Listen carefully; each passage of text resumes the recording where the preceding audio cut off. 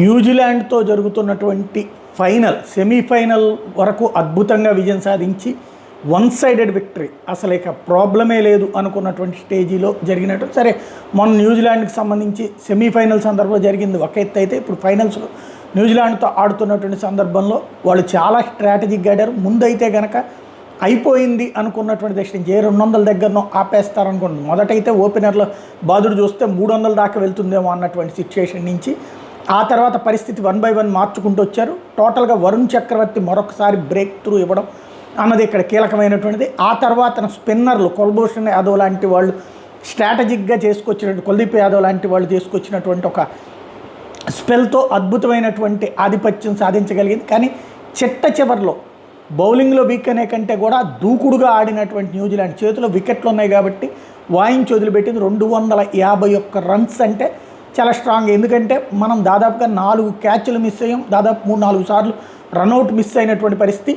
కులదీప్ చివర్లో తను కూడా వదులుకోవాల్సి వచ్చింది, బాల్ అంటే రన్స్ ఇవ్వాల్సి వచ్చింది. 40 పరుగులు ఇచ్చి 2 వికెట్లు తీసుకున్నటువంటి పరిస్థితి అయితే కీలకమైనటువంటి సందర్భంలో ఫామ్లోకి అయితే వచ్చాడు.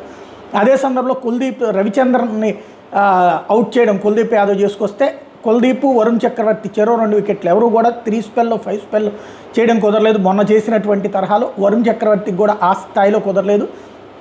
డెరిల్ మిచెల్ ఒక పక్కన నిలబెట్టాడు. అదే సందర్భంలో స్టెప్ బై స్టెప్ అడుగులు వేస్తూ వచ్చారు. ఈ దఫా మామూలుగా ఓపెనర్లుగా రోహిత్ శర్మతో పాటుగా విరాట్ కోహ్లీ రంగంలోకి దిగబోతూ ఉండటం అన్నటువంటిది కీలకం.